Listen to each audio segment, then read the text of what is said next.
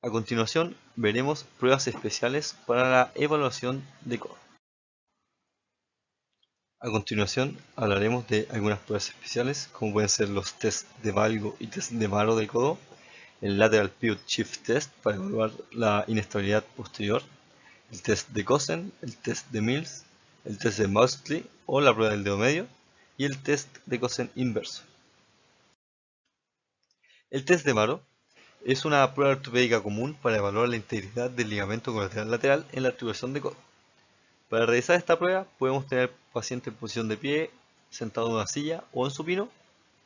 Con una mano fijaremos el húmero y pondremos el hombro en rotación externa. Palparemos el ligamento colateral radial y flexionaremos el codo hasta aproximadamente 20 o 30 grados. Luego aplicaremos una fuerza en abducción o varo. El test es positivo si el paciente refiere dolor y o aumento de laxitud versus la extremidad superior contralateral.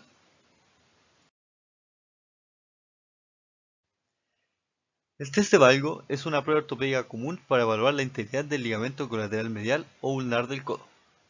Para ella, posicionaremos al paciente en supino o en sedente, flexionaremos su codo entre 20 y 30 grados, palparemos el ligamento colateral ulnar con una de nuestras manos y con esta misma mano ejerceremos una fuerza y estrés en valgo. El test es positivo si encontramos un aumento de laxitud versus la extremidad superior contralateral y o reproducción de sintomatología. Según O'Driscoll, la prueba tiene una sensibilidad del 65% y una especificidad del 50% para diagnosticar lesiones del ligamento colateral medial del codo cuando se utiliza el dolor como medida de resultado. Pero esta sensibilidad baja a un 19% y la especificidad sube a un 100% cuando se utiliza la laxitud como resultado. Como conclusión de este test, podemos saber que es moderadamente útil para confirmar alguna lesión en el ligamento colateral medial, pero no para excluirla. Prueba de valgo o Milking Modified Test. La prueba de valgo tiene como objetivo ejercer una fuerza en valgo sobre el codo y provocar así el ligamento colateral medial del codo.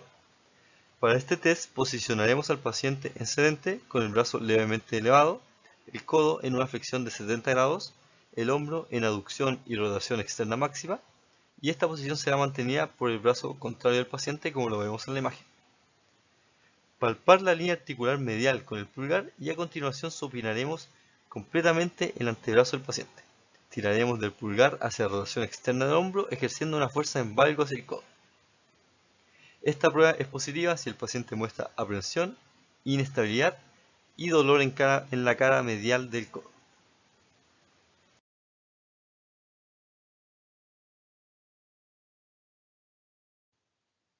Evaluación de la inestabilidad posterolateral. Para esto utilicemos el Lateral Pivot Shift Test. La inestabilidad posterolateral generalmente ocurre como resultado de una caída sobre el brazo extendido generando una carga axial con fuerza en valgo y en movimiento de rotación externo alrededor del antebrazo con respecto al húmero. Esto hace que la cabeza radial y la ulna proximal se subluxen posterolateralmente alejándose del húmero de forma rotatoria. Esto puede dañar o desgarrar completamente el ligamento colateral lateral en unas etapas menos graves de la lesión, o si la lesión es más grave puede hasta comprometer el ligamento colateral medial. Para realizar esta prueba posicionaremos al paciente en supino. Nosotros los terapeutas nos posicionaremos en la cabecera de pie. Inicialmente el codo del paciente estará extendido completamente y realizaremos una flexión lentamente hasta aproximadamente unos 40 grados. Desde el inicio generaremos una compresión axial en el codo con la mano en supinación y estaremos haciendo constantemente fuerza en valgo. Este test es positivo si el paciente muestra aprensión o sensación de inestabilidad en la articulación del codo a medida que vamos alcanzando una flexión de 40 grados. La sensibilidad de este test es de 37,5% y la especificidad es desconocida. Para la evaluación de epicondilitis lateral, uno de los tests que vamos a utilizar es el Cosen test, que nos va a ayudar a evaluar el epicondilo lateral del codo, en estos casos algunas patologías o algunos diagnósticos médicos de epicondilitis lateral. Para este test, posicionaremos al paciente en sedente, puede ser también de pie, y palparemos el epicondilo lateral, mientras generamos una extensión resistida de muñeca más una leve radialización. Este test será positivo si el paciente describe dolor en el epicóndilo lateral a la resistencia de la extensión y a la palpación. Para continuar con la evaluación de la epicondylitis lateral, ahora veremos el test de Mills. El test de Mills es lo contrario al test de Cosen. En este posicionaremos el brazo del paciente en pronación del antebrazo, una flexión de muñeca y una extensión de codo mientras palpamos el epicóndilo lateral. Este test será positivo si refiere dolor en el epicóndilo lateral al momento de la flexión de muñeca y extensión de codo conjunto a la palpación. Para continuar con la evaluación de epicondylitis lateral, veremos el test de Moseley. Este test está diseñado para, entre comillas, poner en tensión el extensor común de los dedos. Para realizar el test, palparemos el epicóndilo lateral, tendremos el antebrazo del paciente en pronación y realizaremos una resistencia a la extensión del dedo medio. El test es positivo si el paciente refiere dolor en el epicóndilo lateral. Para la evaluación de la epicondilitis medial, realizaremos el Cosen inverso. El objetivo de este test es la evaluación del epicóndilo medial, pudiendo estar relacionado con algunos diagnósticos médicos de epicondilitis medial. Para esto realizaremos una palpación del epicóndilo medial, le pediremos al paciente que empuñe la mano, que flexione la muñeca y resistiremos el movimiento de flexión de muñeca. El test es positivo si el paciente refiere dolor en el epicóndilo medial al momento de la resistencia al movimiento.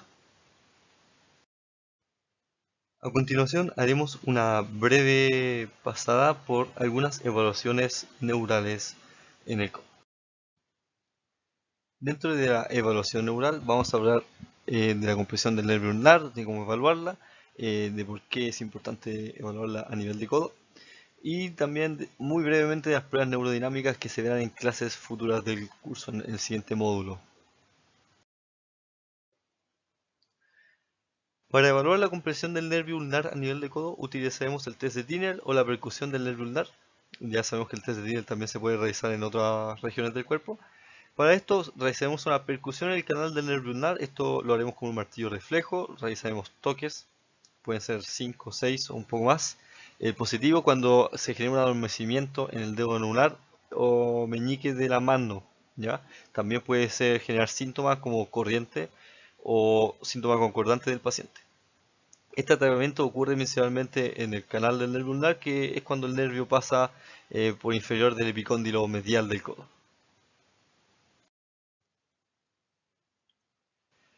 Aquí estamos viendo tres imágenes para la evaluación de las pruebas neurodinámicas de nervio mediano, nervio ulnar y nervio radial. No voy a entrar en detalles en la realización de cada una de ellas porque se verán en una clase futura.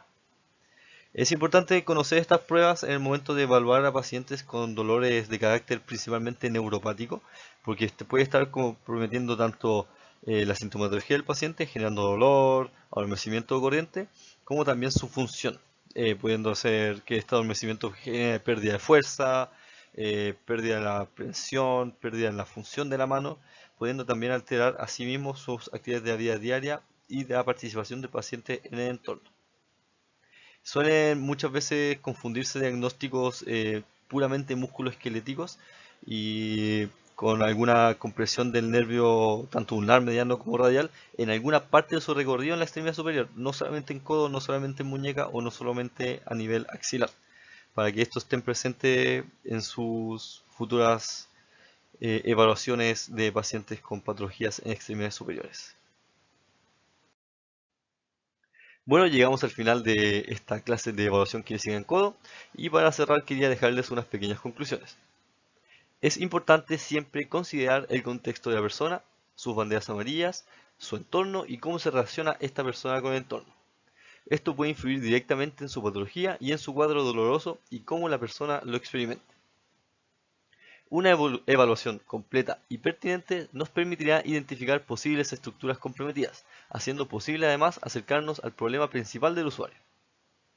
Los test especiales deben complementarse con la historia clínica de cada persona. Un test especial no diagnostica por sí mismo y una persona no es un diagnóstico médico. Recuerden complementar siempre con su anamnesis, su evaluación y con el cuadro de la persona. La medición objetiva de algunos parámetros nos permitirá evaluar tanto el estado inicial y los resultados de nuestras intervenciones. Por eso es bien importante siempre tratar de ser lo más objetivo posible al medir ciertos parámetros durante nuestra evaluación. Para eso, utilizar herramientas medibles y revaluables.